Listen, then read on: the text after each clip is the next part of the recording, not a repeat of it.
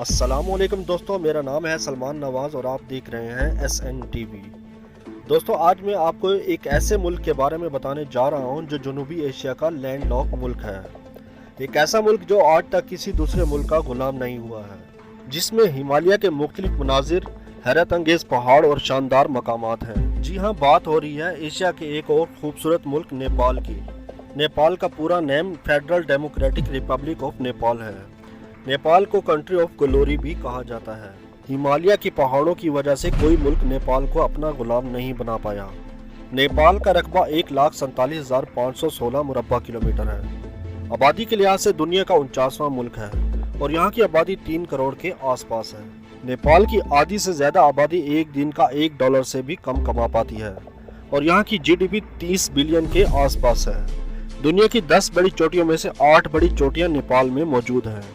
ये मुल्क समंदर से काफी ऊंचाई पर वाक़या है, इसी वजह से इसे दुनिया की छत भी कहा जाता है। नेपाल में 81% हिंदू, 9% बुद्धिज्म और 4% मुस्लिम हैं और बाकी दूसरे मज़ाहिब के मानने वाले हैं। इस मुल्क में 123 के करीब जुबानें बोली जाती हैं। यहाँ की खूबसूरत जगहों को जो एक बार देख ले वो इसका दीवाना हो जाता है। दोस्तों, नेपाल हिंदू मजहब के लिहाज से बड़ा मुल्क माना जाता है और यहाँ के मंदिर सैकड़ों साल पुराने हैं। काठमांडू नेपाल का कैपिटल शहर है। नेपाल में कबड्डी, वॉलीबॉल और हाथी पोलो खेल खेले जाते हैं। नेपाल में इंटरनेट की स्पीड दूसरे ममालिक से बहुत स्लो है। यहाँ एवरेज इंटरनेट स्पीड 256 KB है। नेपाल में लिटरेसी रेट 68% है। कई इलाकों में स्कूलों की हालत बहुत ही नाजुक देखी जाती है। दुनिया में सबसे छोटे कद के आदमी का ताल्लुक भी नेपाल से ही है, जिनकी हाइट 54 सेंटीमीटर है और इनका नाम Guinness book of world record में भी शामिल किया जा चुका है। इसके अलावा 2 लड़कों के 42 घंटे तक हैंडशेक करने का रिकॉर्ड भी नेपाल के पास है। दुनिया में सबसे ऊंचा पहाड़ माउंट एवरेस्ट के नाम से मशहूर है, वो भी नेपाल में वाक़या है। वैसे तो हर मुल्क के नक्शे मुख्तलिफ होते हैं, लेकिन नेपाल और पुर्तगाल का नक्शा तकरीबन मिलता जुलता है। नेपाल में परिंदों की बेशुमार इकसाम पाई जाती हैं, इसलिए इस मुल्क को एशिया का अमेज़न भी कहा जाता है। नेपाल का फ्लैग बाकी तमाम ममालिक के फ्लैग से मुख्तलिफ है। आमतौर पर दूसरे ममालिक का फ्लैग स्क्वायर या रेक्टेंगुलर शेप का होता है, लेकिन नेपाल का फ्लैग 2 ट्रायंगल को मिलाकर बनाया है, जो कि हिमालय के पहाड़ों को जाहिर करता है। और इस फ्लैग में चांद और सितारा बना हुआ है, जो यहाँ पर मौजूद बुद्धिज्म और हिंदू मजहब की अक्सरियत को जाहिर करता है। नेपाल दुनिया का दूसरा बड़ा मुल्क है जो सबसे ज़्यादा पानी इकट्ठा करता है, लेकिन फिर भी बिजली का मसला काफ़ी ज़्यादा है और लोड शेडिंग भी बहुत ज़्यादा होती है। अगर इसी पानी की वजह से डैम बना दिए जाएं तो न सिर्फ नेपाल अपनी बिजली पूरी कर सकता है, बल्कि दूसरे ममालिक को भी बिजली फराहम कर सकता है। नेपाल की करेंसी को नेपाली रुपीस कहा जाता है और यहाँ का नेशनल फूड मोमो है और ये काफ़ी शौक से नेपाल में बनाया और खाया जाता है। 2017 तक नेपाल का कौमी खेल गिल्ली डंडा था, जो कि मई 2017 से तब्दील होकर अब वॉलीबॉल है।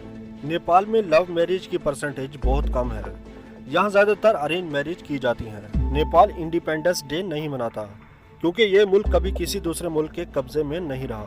2008 से पहले नेपाल में बादशाही हुकूमत का निज़ाम था, जो कि 2008 में एक डेमोक्रेटिक निज़ाम में तब्दील हो गया। इस मुल्क में बेशुमार खूबसूरत झीलें भी मौजूद हैं, जो दुनिया की बड़ी और गहरी झीलों में शुमार होती हैं, जिनमें शीफोक्संडो, चतवान, गंडकी घाटी, तलीचो झील और अरुण वैली काफ़ी मशहूर और खूबसूरत झीलें हैं। दोस्तों, आपने येटी नामी मखलूक के बारे में सुना होगा, जो कि स्नोमैन के नाम से जाना जाता है और एक आम इंसान से थोड़ा लंबा होता है, जिसे अमेरिका में बिग फीट भी कहा जाता है।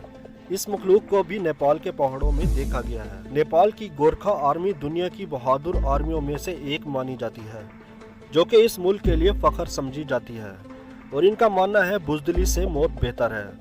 इसी गोरखा फौज की वजह से किसी मुल्क ने नेपाल पर कब्जा करने की हिम्मत नहीं की और गोरखा आर्मी इंडिया, ब्रिटिश और दूसरे ममालिक में अपने फ़राइज़ सरअंजाम दे रही है।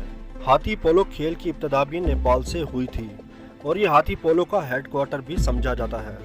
नेपाल का कैलेंडर विक्रम संवत कैलेंडर समझा जाता है, जो कि ग्रिगोरियन कैलेंडर से 67 साल पहले बनाया गया था, जो कि इंग्लिश कैलेंडर में 2022 चल रहा है। लेकिन नेपाल के कैलेंडर के मुताबिक 2078वां साल चल रहा है और नेपाल में नया साल अप्रैल के महीने में मनाया जाता है।